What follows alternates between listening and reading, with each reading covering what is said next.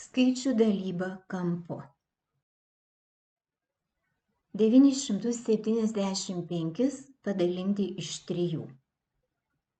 Daliname skaičiaus pirmąjį skaitmenį 9. Pritaikome daugybos ir dalybos lenteles. 9 padalinti iš 3 yra 3.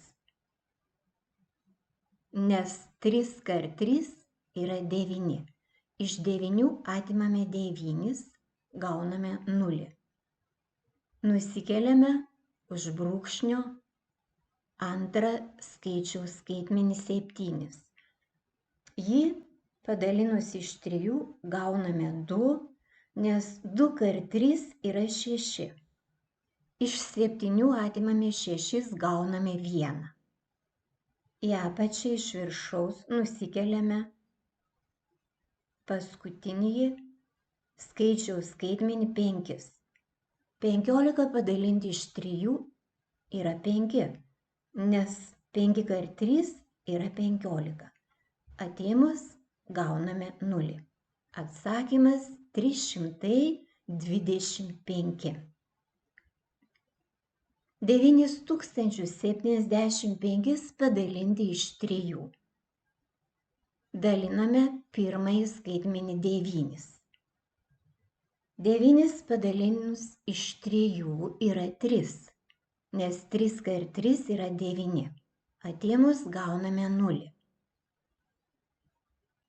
Sekantis skaičiaus skaitmuo yra 0. Jo nėra prie ko nusikelti, todėl jį nusikeliame prie atsakymo ir parašome 0. Nusikeliame sekantį skaitmenį 7. 7 padalinti iš 3 yra 2, nes 3 kart 2 yra 6, atėmus gauname 1, nusikeliame 5, 15 padalinti iš 3 yra 5, nes 3 kart 5 yra 15. 9750 padalinti iš 3. Viską atliekame taip, kaip prieš tai dalinant 975, tačiau paskutinis skaitmuo yra 0. Jo nusikelti nėra prie ko, todėl jį nusikeliame prie atsakymo. Atsakymas padalinus 3250.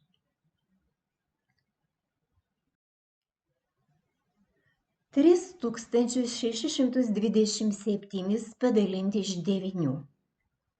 Vienas skaičiaus skaitmuo 3 iš 9 nesidalina, todėl daliname 2 skaitmenis ir iš jų susidariusių skaičių 36. 36 padalinus iš 9 yra 4, nes 4 kart 9 yra 36. Iš 36 atėmus 36 gauname 0. Nusikeliame 2, tačiau 2 iš 9 nesidalina, yra mažesnis už 9, todėl nusikeliame dar vieną skaitmenį 7. Jei nusikeliame 2 skaitmenis, prie atsakymo pasirašome 0 ir tada daliname gautą skaičių.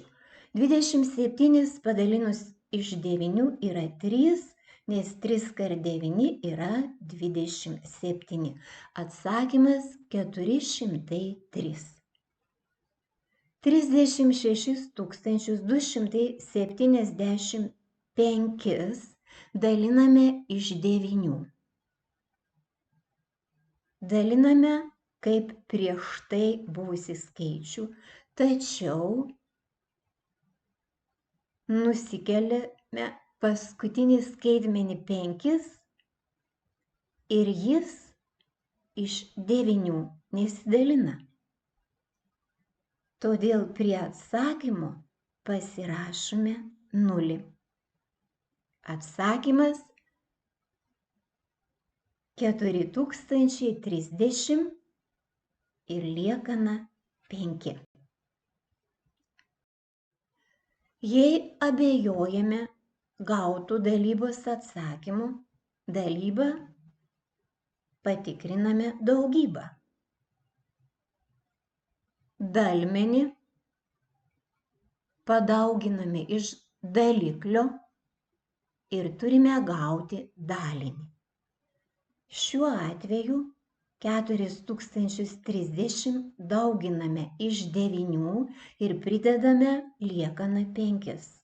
Atsakymas 36 275. Ko mokys? Skaičių dalybės stulpeliu.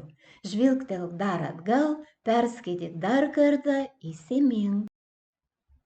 Kada dalinant skaičius kampu, reikia prisirašyti prie atsakymo 0. Kokiu veiksmu patikriname, ar skaičius teisingai yra padalintas? Jei atsakei šiuos klausimus, tau puikiai pavyks atlikti užduotis.